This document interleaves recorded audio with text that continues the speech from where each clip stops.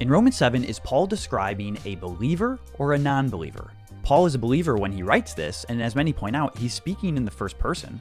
For I do not understand my own actions. So wouldn't that mean he's describing the experience of a believer? Further, as many point out, it sounds like a believer. How could a non-believer say things like, I do what I do not want, and I agree with the law that it's good, so no longer it is I who do it, but sin that dwells in me? Yet, it's not that simple.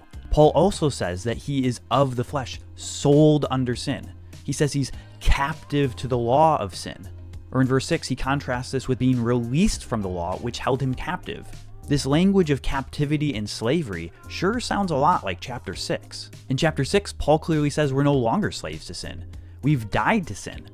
The body of sin has been brought to nothing, and we're no longer enslaved to it. We must consider ourselves dead to sin. Sin no longer has dominion over us. We were once slaves of sin, but we've been set free. Likewise, in chapter 7, he talks about the fruit of the sinning, or the wages of it, as death. Verse 9, sin came alive and I died. The very commandment that promised life proved death. It killed me.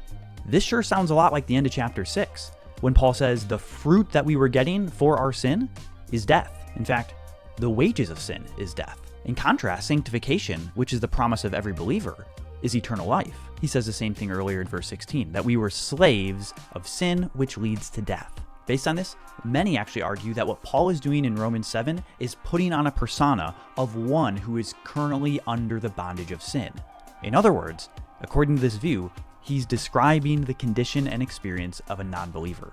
I talk about these things in greater depth on What in the Word with Joseph Dodson. Be sure to follow for more in-depth Bible study content.